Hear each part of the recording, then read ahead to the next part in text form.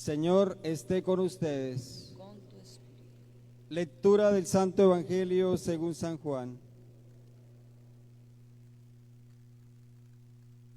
En aquel tiempo, estando Jesús a la mesa con sus discípulos, se turbó en su espíritu y dio testimonio diciendo: en verdad les digo, uno de ustedes me va a entregar. Los discípulos se miraron unos a otros perplejos, por no saber de quién lo decía. Uno de ellos, el que Jesús amaba, estaba reclinado a la mesa en el seno de Jesús. Simón Pedro le hizo señas para que averiguase por quién lo decía. Entonces él, apoyándose en el pecho de Jesús, le preguntó: Señor, ¿quién es? Le contestó Jesús: aquel a quien yo le dé el trozo de pan untado. Y untando el pan, se lo dio a Judas, hijo de Simón el Iscariote. Detrás del pan entró en él Satanás. Entonces Jesús le dijo: lo que vas a hacer, hazlo pronto. Ninguno de los comensales entendió a qué se refería. Como Judas guardaba la bolsa, algunos suponían que Jesús le encargaba comprar lo necesario para la fiesta o dar algo a los pobres. Judas, después de tomar el pan, salió de inmediato y era de noche. Cuando salió, dijo Jesús: ahora es glorificado el Hijo del Hombre, y Dios es glorificado en él. Si Dios es glorificado en él, también Dios lo glorificará en sí mismo. Pronto lo glorificará. Hijitos, me queda poco de estar con ustedes. Me buscarán, pero lo que dije a los judíos, se lo digo ahora a ustedes: donde yo voy, no pueden venir ustedes. Simón Pedro le dijo: Señor, ¿a dónde vas? Jesús le respondió: a donde yo voy, no me puedes seguir ahora, me seguirás más tarde. Pedro replicó: Señor, ¿por qué no puedo seguirte ahora? Daré mi vida por ti. Jesús le contestó: con que darás tu vida por mí. En verdad te digo, no cantará el gallo antes de que me hayas negado 3 veces. Palabra del Señor.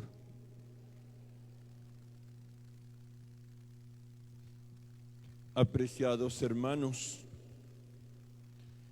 la recomendación que hemos hecho en estos días de Cuaresma y de Semana Santa es la de leer, meditar, orar asiduamente la pasión de nuestro Señor Jesucristo y tomarlo por costumbre, no solamente en estos días santos, sino a lo largo de todo el año, de tal manera que en la pasión encontremos nosotros fuerzas, ánimo, entusiasmo, la manera de seguir al Señor Jesús.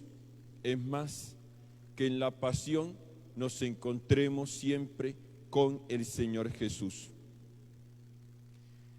Y en esto de la pasión hemos escuchado en el Evangelio de hoy una escena de la última cena, que en realidad es la primera Eucaristía que se celebra. Y allí en el centro está el Señor Jesús entre sus discípulos, principalmente Pedro y Judas. Y el Señor está allí relacionándose con ellos, los conoce, sabe de qué son capaces, cuáles son sus proyectos, y a cada uno el Señor lo atiende.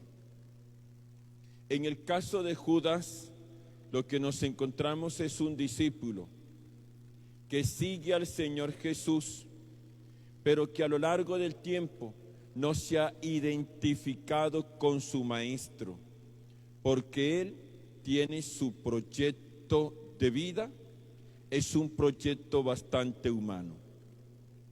Lo que se cree es que Judas lo que esperaba era un Mesías político, que se tomara el poder, y él se sentía demasiado frustrado con el Señor Jesús, porque el Señor se la pasaba hablando de paz, de reconciliación, de amor, de cosas por el estilo, pero que el Señor no actuaba de manera categórica, tomándose el poder, cambiando las autoridades, instaurando un reino inmediatamente.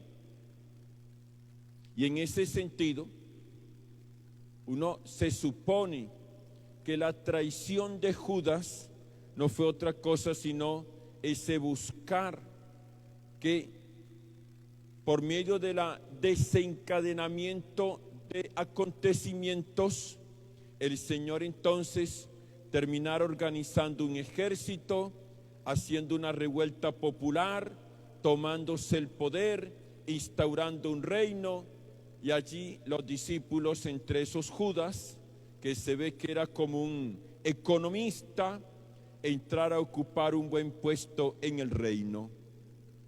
Proyectos humanos que Judas siente que no se están realizando, se siente frustrado ante el Señor Jesús, y por eso entonces busca la manera de realizarlos.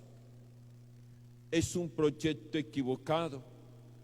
El Señor Jesús habla de un reino, pero es un reino de los cielos. El Señor Jesús habla de hacer las cosas, pero a la manera de Dios.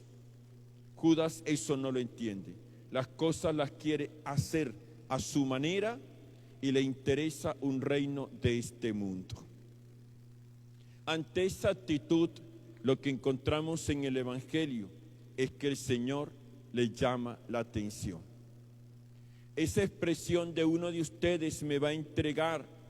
Lo que busca el Señor es que Judas reaccione, cambie de actitud, se dé cuenta que está equivocado y corrija lo que está haciendo o está por hacer. Cuando el Señor Jesús le entrega pan y le dice: lo que vas a hacer, hazlo pronto, el Señor lo que está buscando es que este hombre reaccione. Dense cuenta cómo el Señor primero hace como un llamado de atención público, pero ya después es un llamado de atención personal. Atento con lo que estás haciendo. Y el Señor Jesús le deja claro a Judas que él sabe lo que está haciendo. El Evangelio dice que era de noche, era de noche. Y esa es una expresión que siempre ha sido considerado como aquello de: en Judas las tinieblas reinan.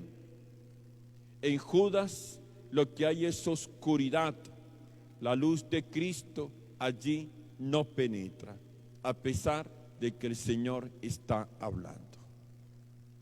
El otro es Pedro, que se manifiesta como un discípulo entusiasta, un discípulo que está atento de su maestro. Dice a Juan: a ver, averigua qué es lo que el Señor está diciendo.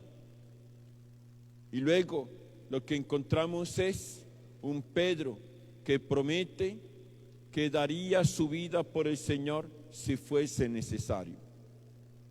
Es el discípulo entonces que se muestra amoroso, atento, pero es el discípulo que en ese entusiasmo por su Señor fácilmente decae. Este Pedro también quiere hacer las cosas a su manera, apoyándose en sí mismo. Pero al momento de la prueba difícil, no duda prácticamente en negar a su Señor. Lo niega. Y lo interesante del Evangelio, y perdonen que quizás esta expresión puede parecer un poco grotesca, es que lo niega ante gente que no tiene mayor incidencia. Perdonen lo grotesco, pero no lo niega ante el sumo sacerdote, no lo niega ante el jefe de la guardia, no, lo niega ante la portera, lo niega ante un grupo de personas que estaban allí calentándose. El Evangelio, en el fondo, lo que nos transmite es que sintió tanto miedo que lo negó ante unas personas que prácticamente no podrían hacerle nada. Así sucede. Pues bien, el gallo cantó. Y ya Pedro había negado 3 veces al Señor Jesús. Aquí pues el Evangelio lo que nos dice que en el caso de Judas, arrepentido, fue y devolvió el dinero y después se ahorcó. En el caso de Pedro, se encontró con la mirada del Señor Jesús, una mirada que habló, y Pedro entendió, y en este caso fue y lloró amargamente. Aquí, hermanos, el Señor Jesús, como decía, está entre 2 discípulos, y eso se sigue realizando hoy.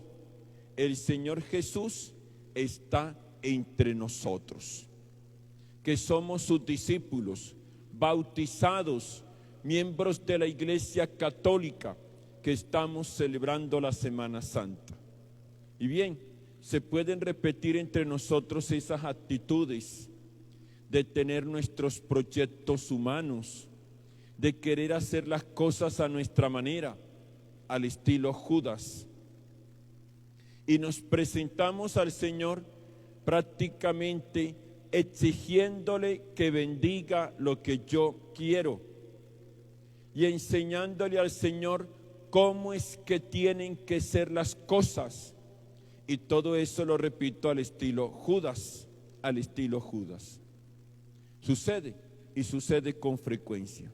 Y lo repito, tener nuestros proyectos y cuando oramos, exigirle al Señor cómo es que tienen que ser las cosas. Le exigimos al Señor que tiene que bendecir mi proyecto. Y al final lo terminamos vendiendo. O también al estilo de Pedro, entusiastas, fervorosos, pero al momento de la prueba sucumbimos. Y lo curioso, hermanos, es que en ocasiones son pruebas lo más de sencillas, pruebas así, en la vida cotidiana, que no son complicadas y fácilmente terminamos renegando del Señor. Así pues, el Señor está entre nosotros, el Señor nos conoce, el Señor sabe de qué somos capaces, pero el Señor nos ama y nos ama entrañablemente. Él quiere nuestra salvación. Pero aquí aparecen ante nosotros 2 caminos. El camino de Judas, de viendo que nos hemos equivocado y podemos ir a ahorcarnos, a quitarnos la vida. Y nos podemos quitar la vida de distintas maneras.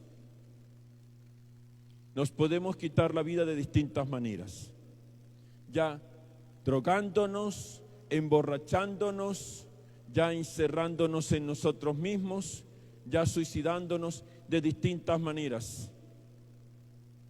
El error de Judas es creer que el Señor no lo iba a perdonar. Consideró que su pecado no tenía perdón. Ese fue el error y prácticamente ese fue el peor error que cometió. Creer que su pecado no podía ser perdonado. Ese fue el peor error que cometió Judas. Y por eso entonces fue y se ahorcó. Tenemos el otro camino, siendo nosotros pecadores y que cometemos pecado.